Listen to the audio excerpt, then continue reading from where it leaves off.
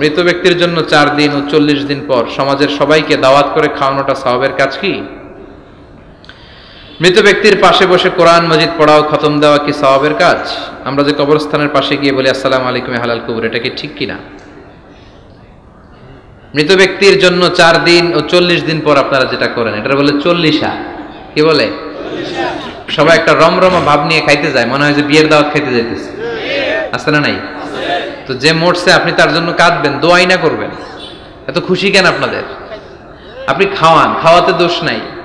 আপনি মাইয়েতের রূহের মাগফিরাতের জন্য খাওয়ালে মৃত ব্যক্তির গুনাহ আল্লাহ মাফ করবে, সেটা ঠিক আছে, কিন্তু খাওয়াবেন মিসকিনদেরকে, ইয়াতিমদেরকে, তারা বেশি হকদার। এখন দেখা যায় 40 মিসকিনদের জায়গা কম, এলাকার পয়সাওয়ালা লোকেরা এসে লাইনে বসে থাকে।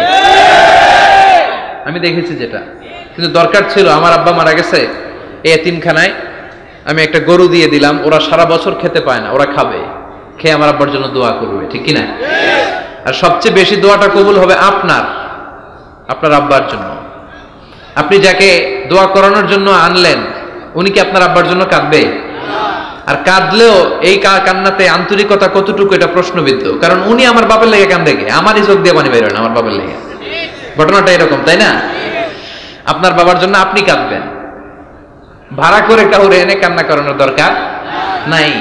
রব্বির হামহুমা কামা রব্বায়ানি সাগীরা, আপনি দোয়া করবেন। ইসলামকে আমাদের মানতে হবে ঠিক তেমন বিশ্বনবী শিখিয়ে গিয়েছে। বিশ্বনবীর জীবদ্দশায় বিশ্বনবী ওনার প্রথম প্রিয়তমা স্ত্রীকে হারালেন, নাম কি? খাদিজা। এত ভালোবাসতেন এই স্ত্রীকে, আল্লাহর কাছে বলতেন, আল্লাহ কিয়ামতের দিন যেদিন মানুষ মানুষকে চিনবে না, বন্ধু বন্ধুরে চিনবে না, ভাই ভাইরে চিনবে না, পীর সাহেব মুরিদরে চিনবে না, মুরিদ পীর সাহেবরে চিনবে না, ওই কঠিন দিনে আমি যেন আমার খাদিজারে ভুলে না যাই। খাদিজাকে কবর দিয়ে বিশ্বনবী দাঁড়িয়ে রইলেন, দাফন দিয়ে দোয়া করলেন, কাঁদলেন। সবাই চলে যায়, বিশ্বনবী যায় না। সাইয়েদনা আবু বকর বললেন, ইয়া রাসূলুল্লাহ চলেন না, যাই, অনেক তো হলো। বিশ্বনবী বললেন, তোমার মনে চায় তুমি যাও, আমি বসে থাকবো। আমি এখানে দাঁড়িয়ে খাদিজার কবরের 3টা প্রশ্নের জবাব দিয়ে এরপরে বাড়িতে যাব।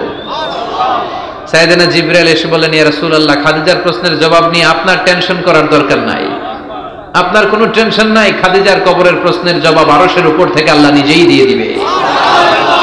এজন্য মা বাবার জন্য আমরা দোয়া করব, আমরা সাদাকা করব। মৃত ব্যক্তির সামনে বসে কোরআন পড়া যায় কিনা? হ্যাঁ, হাদিসে এসেছে, ইকরাউ আলা মাউতাকুম সূরাতা ইয়াসিন, তোমরা তোমাদের মুমূর্ষ রোগীদের সামনে বসে, মৃত্যু পথযাত্রী এদের সামনে বসে সূরাতু ইয়াসিন তেলাওয়াত করো, তাহলে তার মৃত্যুর কষ্টটারে হালকা করে দিবে কে? আল্লাহ পাক আমাদের সবাইকে কথাগুলো বুঝার ও আমল করার তৌফিক দান করুন। আমিন। যাদের হৃদয়ে আছে আল্লাহর ভয়, তারা কবু পথ ভুলে যায় না। আল্লাহর প্রেম ছাড়া এই দুনিয়ায় কারো কাছে কোনো কিছু চায় না।